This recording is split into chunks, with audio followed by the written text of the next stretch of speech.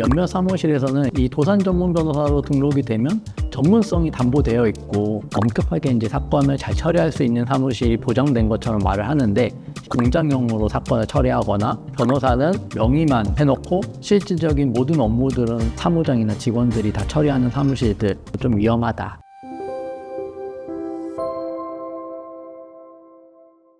개인회생 파산 광고 보면은 많은 사무실들이 대한변호사협회에 등록된 도산 전문 변호사로 전문성을 갖추고 있다, 이제 이런 어필들을 많이 하는 것 같아요. 그리고 도산 전문 변호사라고 하면은 굉장히 엄격한 요건 하에 인증이 되었고 사건을 처리하는 데 전혀 문제가 없다라는 식의 광고도 많은 것 같은데, 과연 그러면 도산 전문 변호사가 그런 엄격한 요건 하에 등록이 되어서 사건 처리에 전혀 지장이 없다는 것을 담보하는 건지, 도산 변호사로 등록하려면은 어떤 요건들이 필요한지, 이런 부분으로 한번 세세히 말씀드려보려고 해요. 일단 대한변호사협회 홈페이지에 들어가면 전문 변호사로 등록하기 위한 요건들이 규정되어 있거든요. 일단 신청 요건으로는 사건 수임 건수 30건, 그리고 교육이수 14시간이라고 규정이 되어 있어요. 분야별로 건수나 이런 거는 좀 다르다고 했잖아요. 근데 개인회생 파산 사건의 경우에는 도산 전문 변호사로 등록하려면 한 건당 0.5건으로 쳐요. 그래서 60건을 수행해야 가능하고,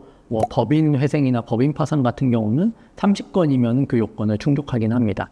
그리고 두 번째 요건으로는 14시간 교육 이수라고 말씀드렸잖아요. 이 사건 처리 건수와 교육 이수 14시간이 과연 도산 전문 변호사의 실력이라든지 사건 처리에 문제가 없다는 것을 담보하는 것이냐, 이 부분을 좀 말씀드려보면, 소위 이제 우리가 많은 문제가 발생하는 사무실, 공장용으로 사건을 처리하거나 변호사는 그냥 사실상 이제 명의만 해놓고 실질적인 모든 업무들은 사무장이나 직원들이 다 처리하는 사무실들 본다고 하면, 한 달에 100건, 200건을 처리하는 사무실도 사실 굉장히 많습니다.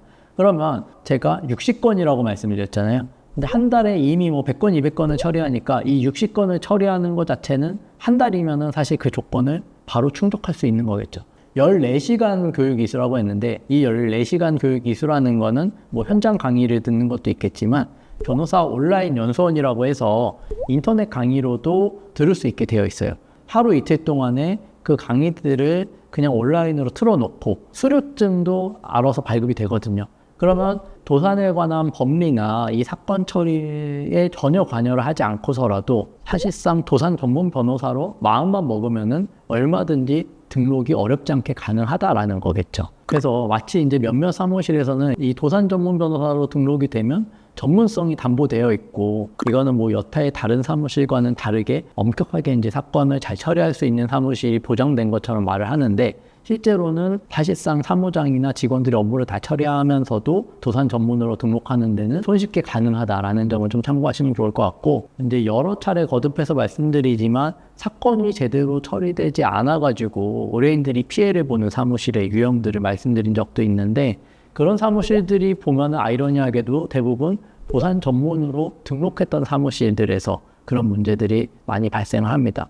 그러니까 이제 제가 드리고 싶은 말씀은, 물론 저도 도산 전문 변호사로 등록이 되어 있긴 하지만 도산 전문 변호사로 등록이 되어 있다라는 것 자체가 중요한 게 아니라, 얼마만큼 의뢰인이랑 직접 소통할 수 있느냐, 아니면 소통이 가능한 창구가 있는 사무실이냐, 그리고 변호사가 사건을 얼마만큼 관여를 해서 처리를 하느냐, 그리고 문제가 터졌을 때 법리적으로 변호사가 검토를 해서 의견서를 작성하거나 법원의 부당한 보정 권고에 잘 다퉈줄 수 있느냐, 이런 부분들이 훨씬 중요한 것 같고, 형식적으로 도산 전문 변호사로 등록이 되어 있냐 안 되어 있냐, 이거는 절대 중요한 요소가 아니고 이 부분만 많은 신뢰해서 진행하시는 건 좀 위험하다, 이런 말씀을 좀 드리고 싶습니다. 그래서 이제 과거부터 제가 계속 말씀드리지만, 제대로 사건을 처리하는 사무실에 사건을 맡기는 게 맞냐, 이런 부분들이 이제 불안하고 궁금하시다라고 하면 적어도 두세 군데 정도는 충분히 상담 받아보시고, 실제로 변호사를 만날 수 있는지, 아니면 변호사랑 소통할 수 있는 채널이 있는지, 그리고 변호사가 사건을 어떤 식으로 처리해서 관여를 하는지 여부를 꼼꼼히 파악을 해보시고, 가급적 가능하다면 방문 상담도 한번 해보시는 거, 이런 방안을 추천드리고 싶습니다.